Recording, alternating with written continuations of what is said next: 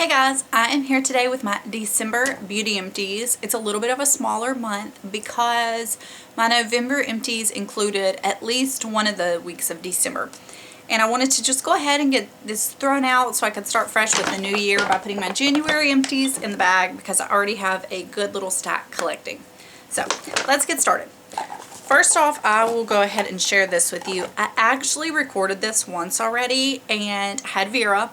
And at the end, before I could say bye, she came up and slammed the camera off of the thing. So I'm restarting.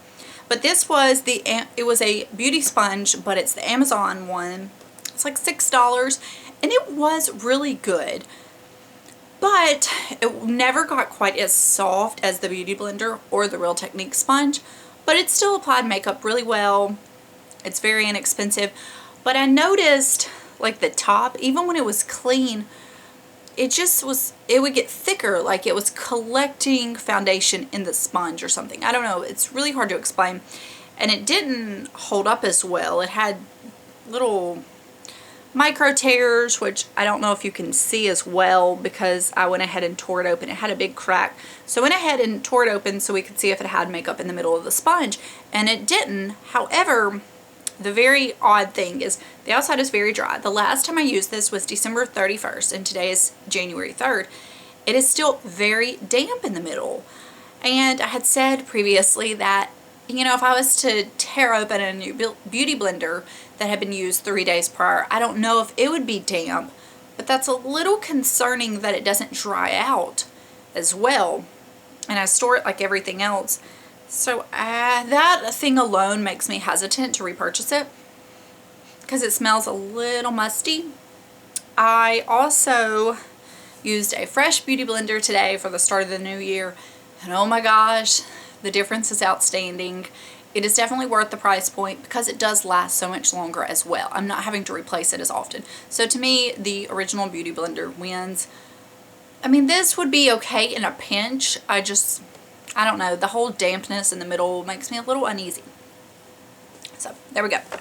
Okay, Tata Harper Resurfacing Mask. This was just a little size. I used it about 4 times. It's a very jelly texture. I like it. I have, I think, maybe 2 of these left. I don't know that I would purchase the full size. It was nice. I felt like it did do a little bit of resurfacing. It kind of, you know, brightened up my skin. It's expensive, but it's a nice product. So I'm not saying it isn't worth the price. I just don't know if I think it's worth the price for me. You know what I mean? I'm trying to think of other things that I think do a similar thing, and I'm blanking right now. It's nice to try. I just don't know. Maybe after I use up the other sample jars, I'll be like, yes, I can't live without it. The Fresh Soy Face Cleanser. This is just a basic face wash. It's not irritating. It doesn't do anything particularly outstanding, but it's good for sensitive skin. It doesn't irritate me. I like it. It has a faint cucumber scent. The Lush Shower Gel in the scent Beautiful. I don't know if this is current right now because I've had this a while. It is the same scent as their 1000 Kisses Deep fragrance. To me, it's kind of like a citrus jasmine kind of note.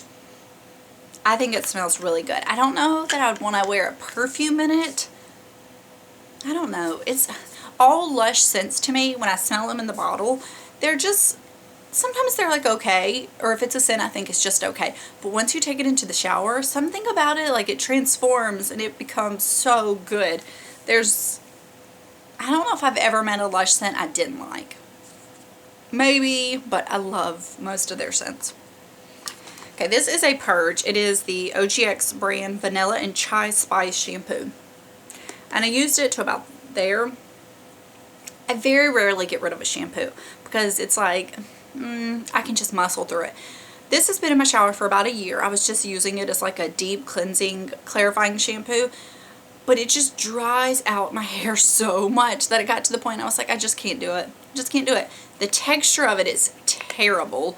It's like, let me see if I can show you. It's like just blobs, like goops. Like it's not a stream. Like it comes out in chunks.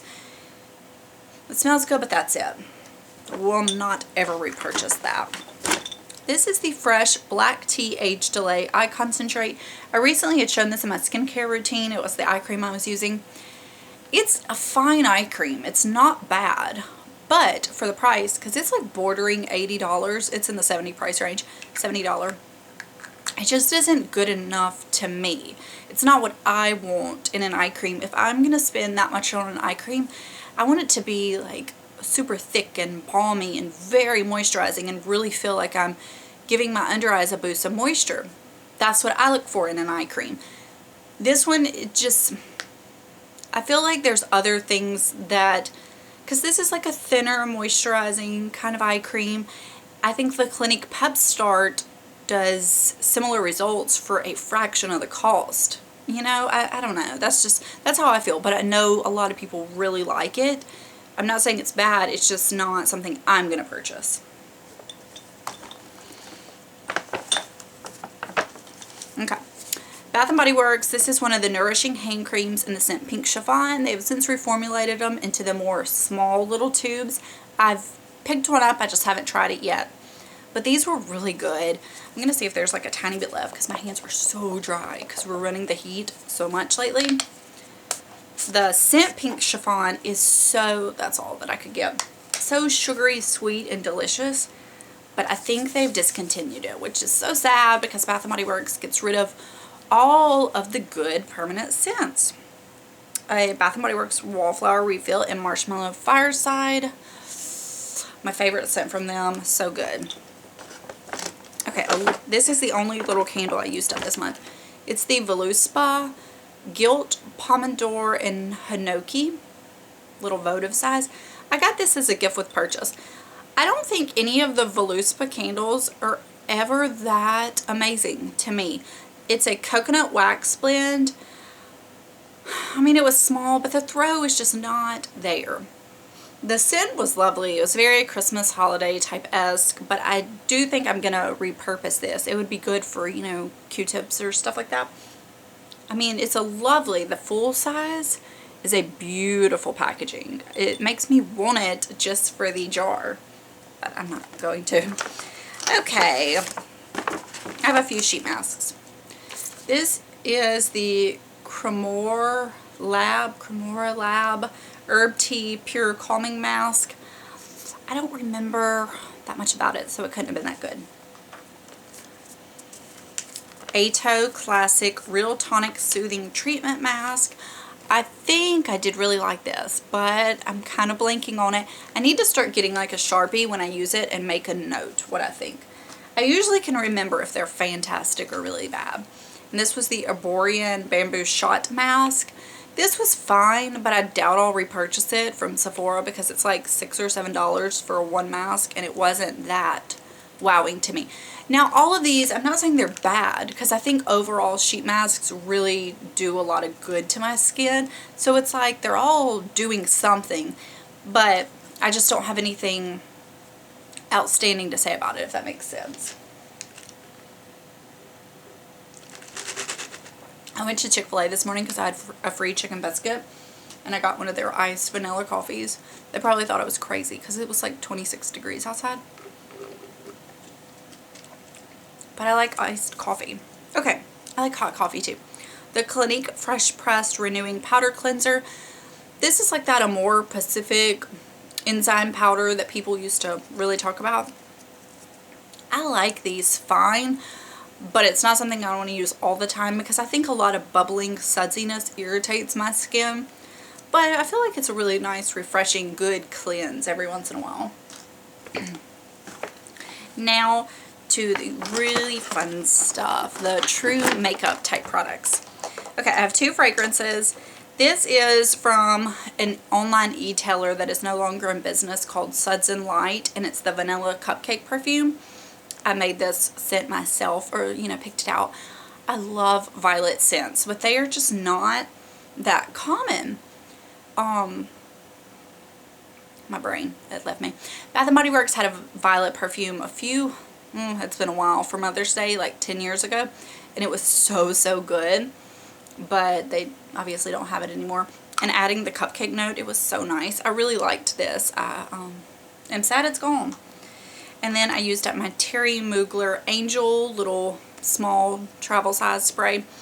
I like this scent. It's very heavy. It's a lot. It's not a scent everybody would like. I smell patchouli and like some floral kind of notes. I don't know how to explain it, but it has a sweetness to it too. I don't know that I'll repurchase it for a while because I've just, you know, I've used so much of it, and it's one of those scents. It's a lot, so I'm taking a break on it, but it's a good scent. It's, if you like, you know, really heavy patchouli scent similar to me, warm, sweet, it's worth smelling, but it's definitely not for everyone. Okay, the e.l.f. eyebrow pencil in probably the shade Brunette. This is a $2 eyebrow pencil. It's very good. It's a thicker little, you know, pencil, but it's not as thick as the triangle shaped, but it's not a micro pencil either. I really like it. I've since repurchased it. It has a nice spoolie. I just don't have the caps on mine, but it's, I mean, it's good. It's $2. The Benefit Gimme Brow, this was the shade 3, the darkest one. This is a really nice eyebrow gel. It's those thin wands.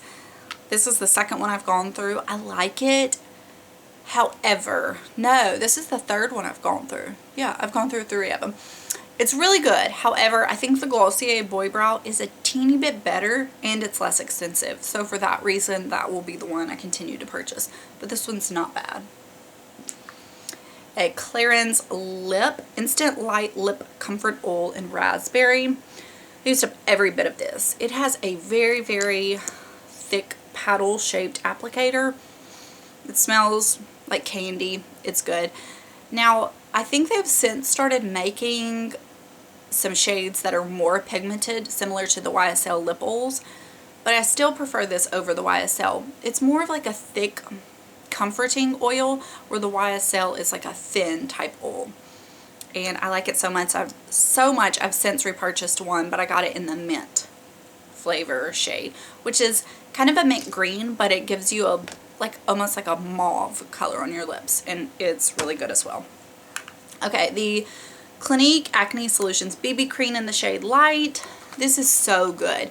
It's very, very thin, watery. It has a mixer you have to shake. It gives you very good coverage, and it's very thin, so you don't feel it on your face. You could get away without powdering. It's just very nice. It has a high SPF. I think it's 40, but everything has literally been rubbed off of it. The only downside to this is the shade range is very, very minimal.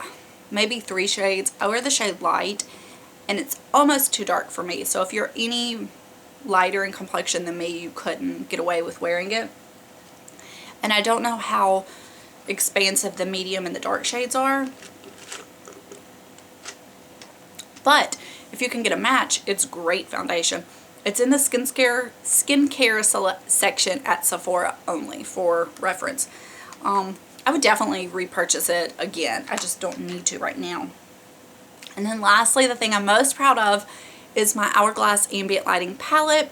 This is completely empty. And if you don't know, it includes the shades Dim, Incandescent, and Radiant Light. They were all nice shades. However, Radiant Light is very warm, almost orangey. I liked it fine. Obviously, I used it up, but I will not repurchase that shade. The shade Dim Light isn't a tone that I prefer for me, but I know plenty of other people do. It just has a little bit too pink to me. Incandescent I used to set my under eyes. I used it as highlighter. I loved it so much that I went out and I repurchased it already. I'm wearing it as a highlight today, so you can see it is very soft, subtle. If you don't want to look like you're wearing heavy highlighter, then it's a good one for you. If you like bam, then it may not be enough for you. I've been asked a lot my thoughts on this palette since I finished it up. I don't think it's a bad palette. It was perfect for travel, for standalone, because I could do like set my face, use a highlighter, use a bronzer, you could use it as eyeshadows. So it's good for travel, every day, whatever. If you're around my skin tone. Even if you were lighter than me, I think it would work. But if you were much deeper than me, I don't think it would be, you know, perfect for you in that way. But on the Hourglass website, they have a thing where you can make your own trio, and that I think is like ideal. I would have diffuse light for my face all over. If I could pick one of their bronzers, I would do that, because I don't know of the rest of their powders which ones are bronzer like. But Radiant, I mean, I would be fine using it again. And obviously I like Incandescent, and I'm also curious about Ethereal. I feel like it kind of serves the same purpose as Incandescent. So that's my thoughts on that. Overall, I did not mind using it one little bit. So those are my empties for the month of December. I already filmed my makeup empties for the year, and I've uploaded that. I will maybe link it down below in case you haven't watched it. So I'm excited to go ahead and start refilling my bag full of trash for January. So that is all for this video. I will let you guys go, and I will talk to you later. Bye.